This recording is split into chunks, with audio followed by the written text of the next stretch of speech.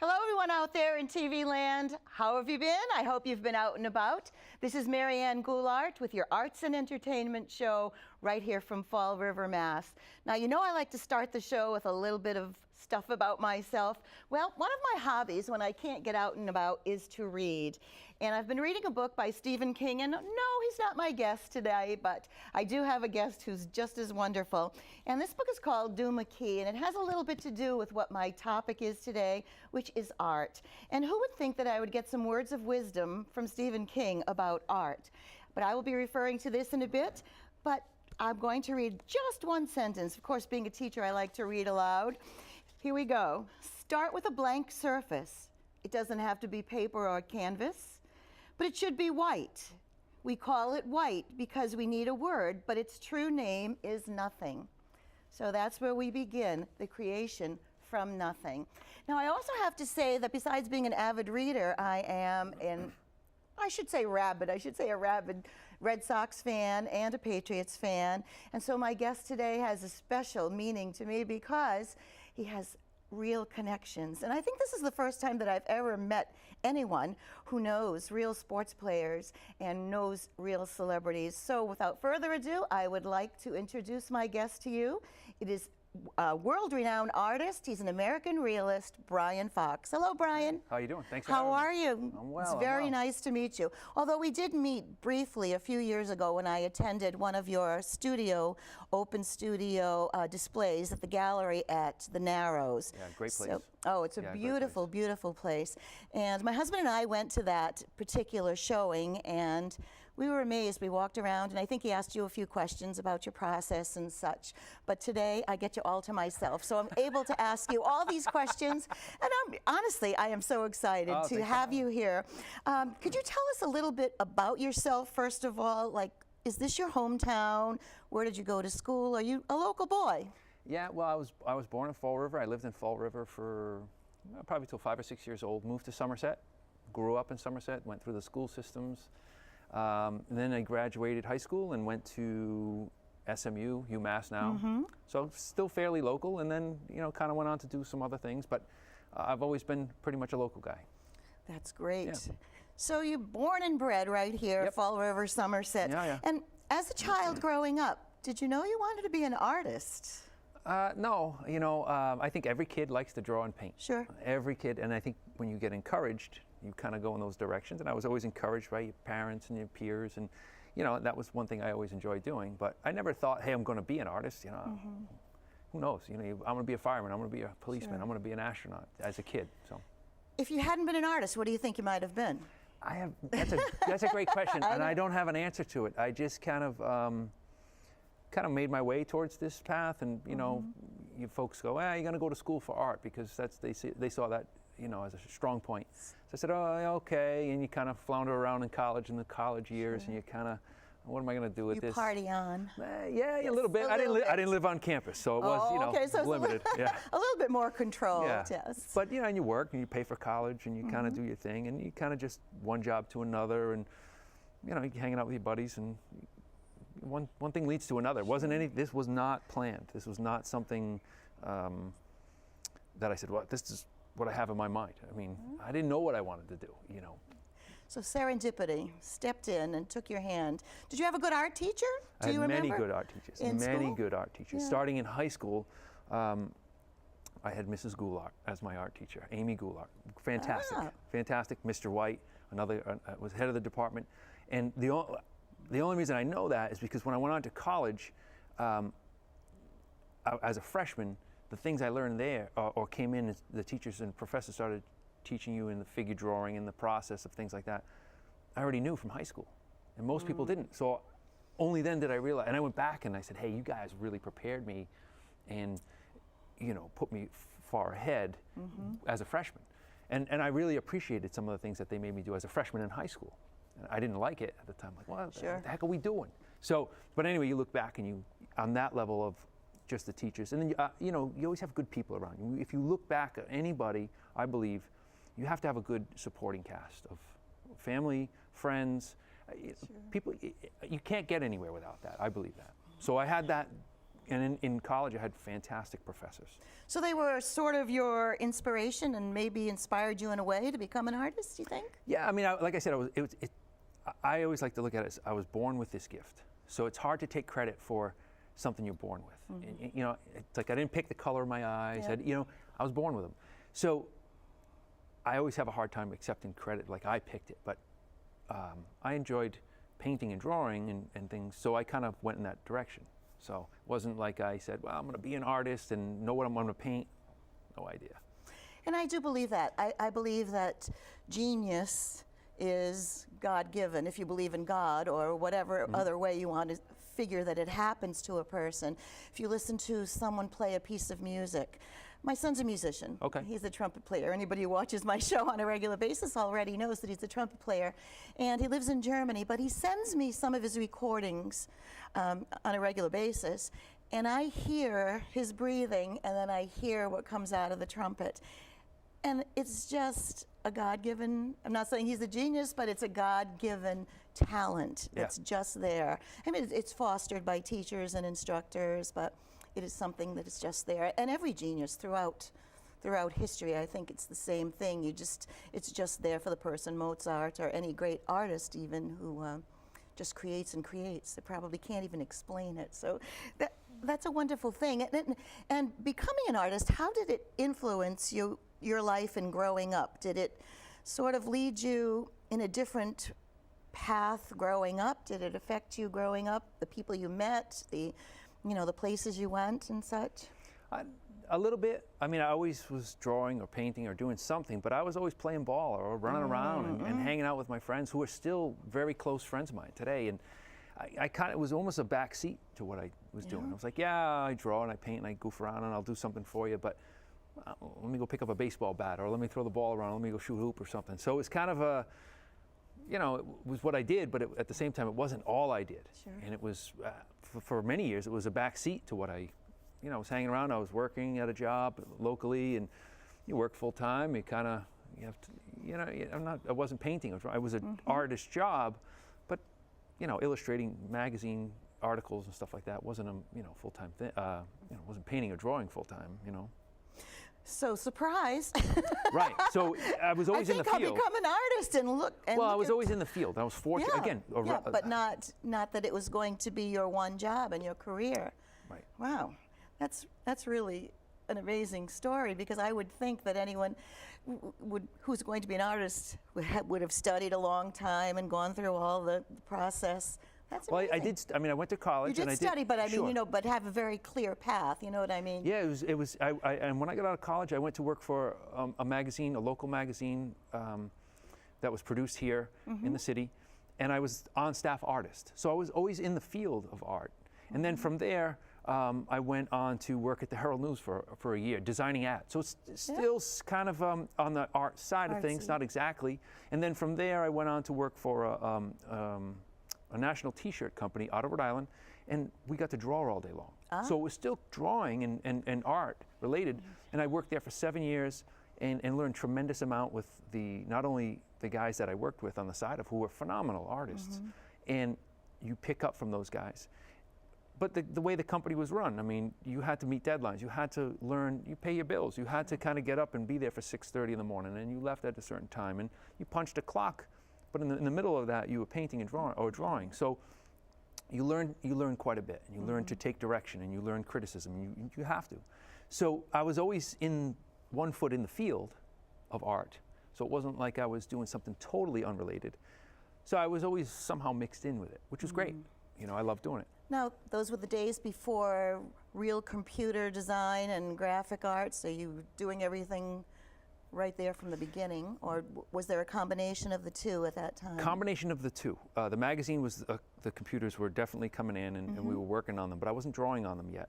When I ended up working for the T-shirt company called Liquid Blue, phenomenal place, and they had computers. And that's all you drew on, because the process went from the computer to the screen room to the T-shirt printed right in the back. So you needed to work on the computer because time is money in a business. Sure. And you drew on a tablet and you saw it. So 7 years of it, you learned quite a bit. And I didn't know how to do it prior to that. You kind of in there, you got to get thrown to the wolves. Hey, I learned this, and I learned tremendous amount there. I wouldn't be where I am today without having gone through all of those steps. Even the magazine I worked for, and then along the way, you meet these people who are still in my life and who have influenced me not only as a person but as an artist. You know, people who are just so much better than I am, and you just go, wow, look how talented these people are. And how do you do that? And how do you pick their brains and you go, well, how do you do this? And oh man, I have so far to go as far as to learn to get better as an artist. You're so smart. No, I'm not. I'm not. You don't have an ego about your talent just by meeting you. Just the fact of saying, it's the teacher in me, just by saying that you've met people who are better than you, or you think are better than you, or you can learn from. It's a wonderful thing, really. Well, thank you. It's smart. It's something. If you look around, there's always somebody better in any field. Yeah. In any field, there's always somebody better than you, or many people better than you, and there's always something to learn from anybody.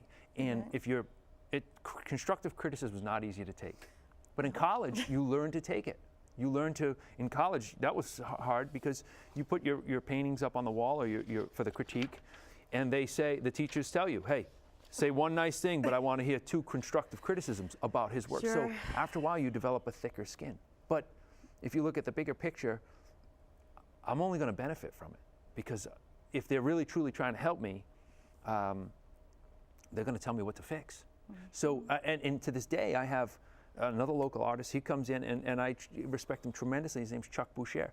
And he's one of the few artists I let in my studio and go, all right, tell me what's wrong. And he'll go in and he'll tell me and it's like, oh, I got to fix that. So there's always something to fix.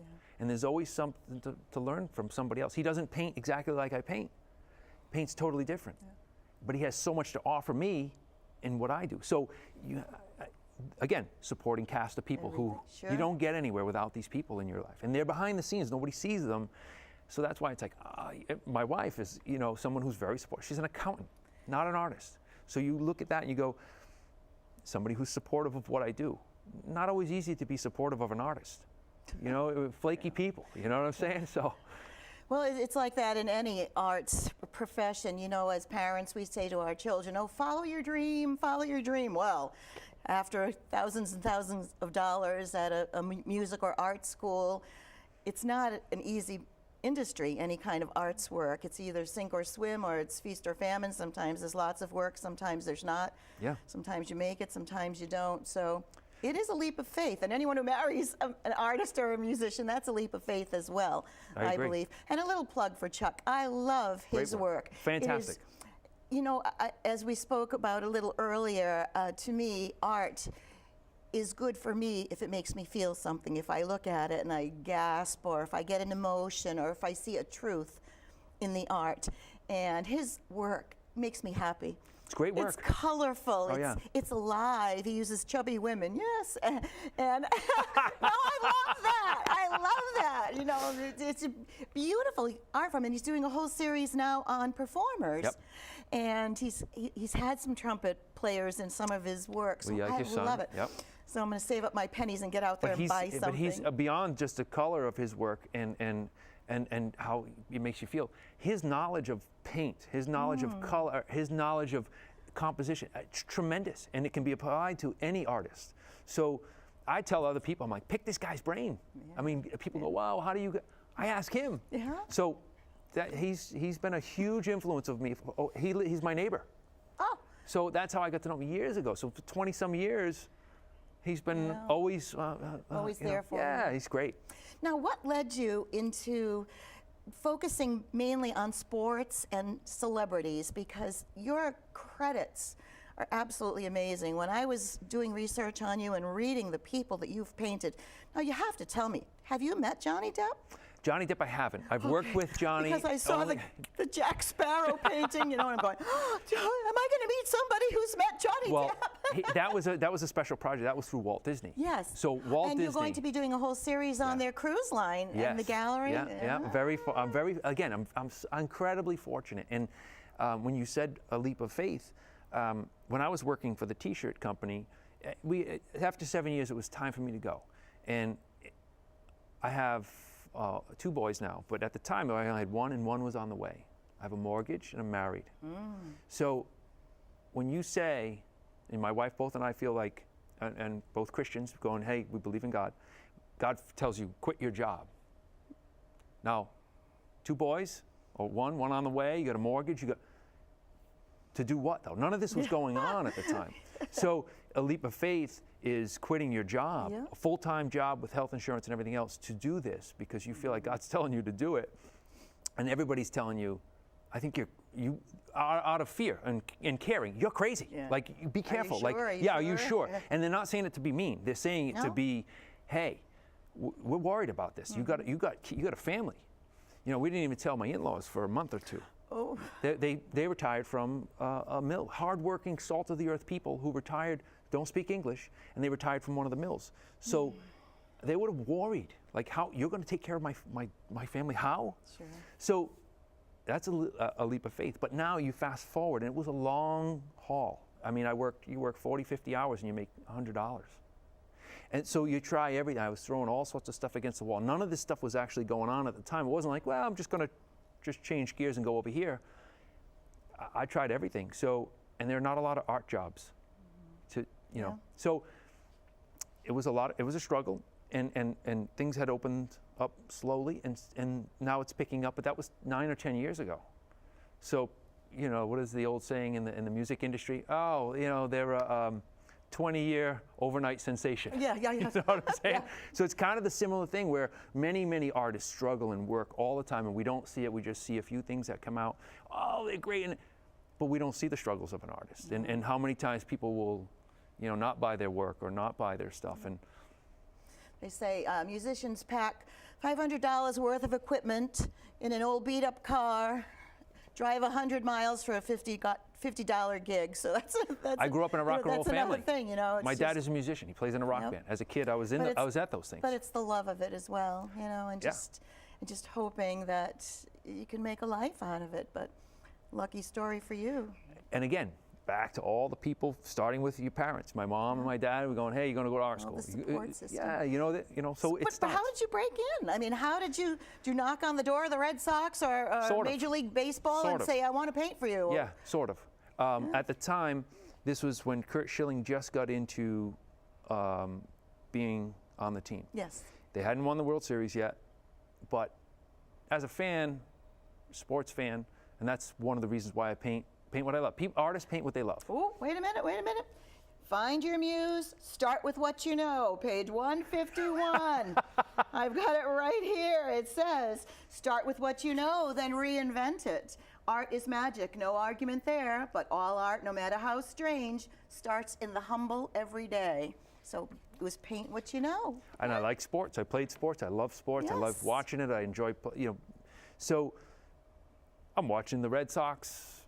Curt Schilling is on the team, but as Curt comes in to the team, he does a lot of community service, a lot. And I can get into that a little bit more because I've seen a lot of things behind the scenes at these events that nobody sees, and it's really good. But so I see a public service announcement for the ALS Foundation. Give some money, donate to this. As a fan, you're not aware, and here are these sports guys doing their part to make you aware of something that's close to their heart. So I see it and I go, well, I don't have any money. I don't have a job. I'm painting. So I call up the charity and said, hey, can I donate a painting? And maybe if he signs it at one of his events, you'll make some money. And they're like, well, we'll get back to you. I said, I don't know what the hell you're talking about. How many years ago was this? 04. Wow, okay. So 04. Just before. Just before. They won the so World Series. They get into the World Series. They beat the Yankees in that dramatic fashion. And then they call me. Bloody sock. Go ahead. Right.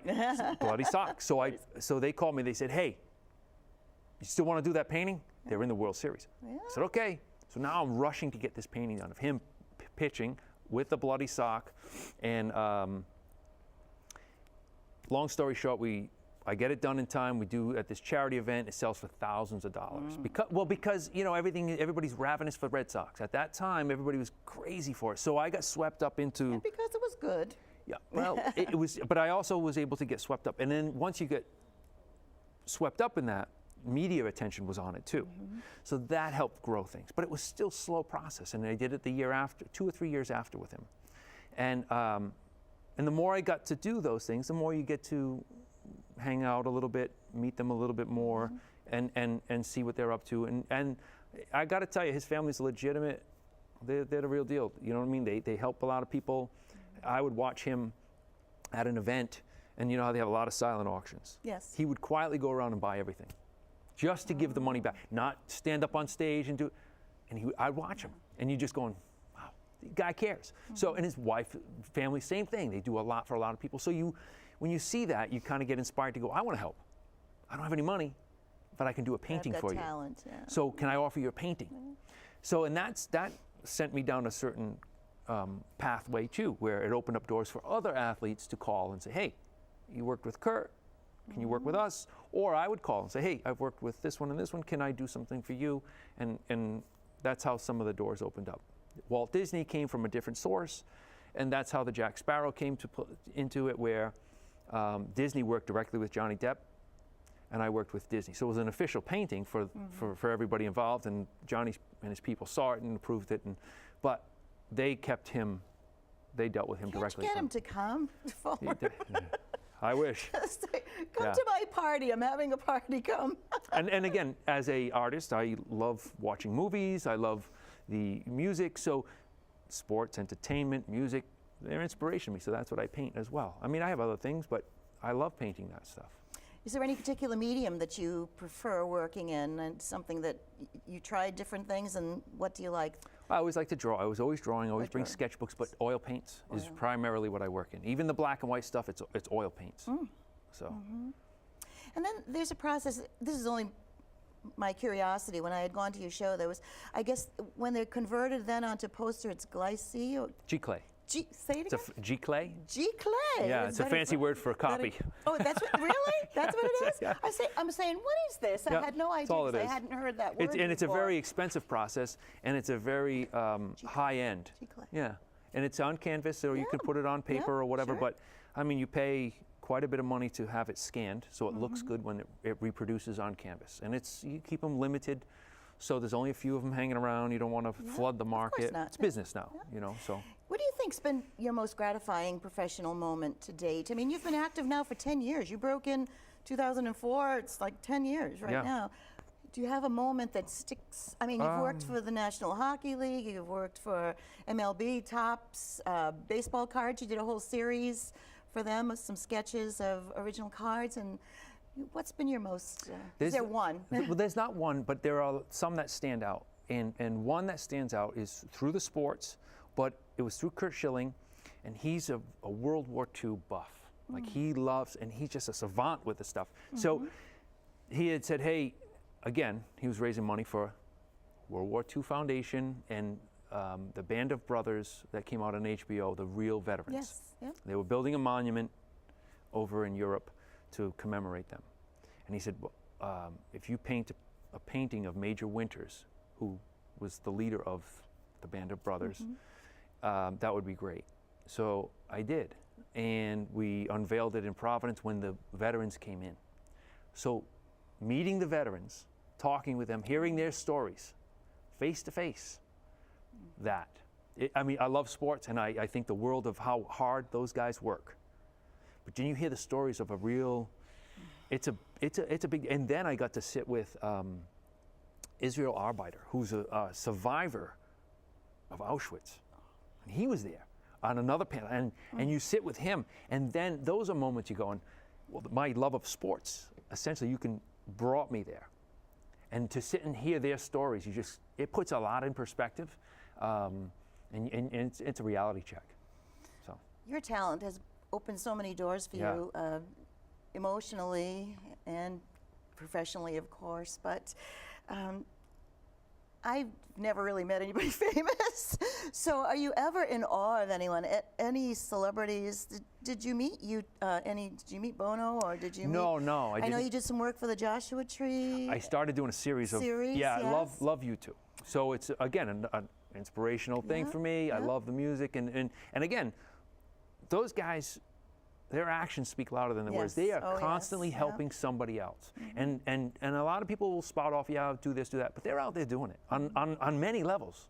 I mean, he's meeting with world leaders. So as much as I love their music and their and them as artists, I appreciate what they do because Yeah. you're only here for a short time. So you got to help somebody. You got to think bigger than yourself, and you got to think it's not about gimme, gimme, gimme, grab as much as you can. So you see these guys who legitimately help other people. So you go, well, if I can get something in their hands, they would do more with what I can do than I can do with. Does that make sense? Yes. So you try to do that. They have a bigger stage. Yeah, and they're doing it. Worldwide stage. Yeah. So, but I was inspired anyway by. I love that album, the Joshua Tree, and I just wanted to do this big painting series of it. You know, if it went nowhere, great. But if it for you, yeah. even. And then I'm trying to think some of the like I did some work for Steven Tyler. Yeah. I met Steven. A great guy, just a genuine soul, just a great artist too. Well, I know that you did some work for the Boston Marathon, and I know that you did a Duck Dynasty painting for Matt Light coming up in the fall, and you had some open studios in the spring, and I hope you will have some open studios in the fall as well on some Saturdays, because it's by appointment only that people can go to your studio, correct? It's only by appointment, yes. So I know in the fall, after summertime, after everybody's left the beach, they like to go someplace, you know, like that. So you might consider, because I know there are lots of garden tours still in September and stuff like that. So you might consider doing that. And I would like to thank you for coming in. I'm so delighted for your success and your professional accomplishments, and just to think that a local person has gotten where you've gotten. And I appreciate your reference for God helping it to happen, because I believe that as well. And if it comes through in your work and the way you're able to reach others and find your focus, that is a beautiful thing. And usually I like to sing a little bit on my show. Do you really? Yeah, I do. It's kind of a crazy thing. I kind of like to end up my shows with a little song, so I'm going to tell my audience, it's a beautiful day, don't let it slip away. So I hope you all get out there, out and about, go outside, smell the fresh air, look at the flowers, meet a friend, go to lunch, go to an art gallery, appreciate all the beautiful things that this life has to offer. Because it's not a dress rehearsal, we're here one time around, so please make the best of it, enjoy everything. And I'd like to thank Brian for being with us today. Thank you so much for having me. It was awesome. Thank you so much. And to my TV audience out there, until the next time, cheers.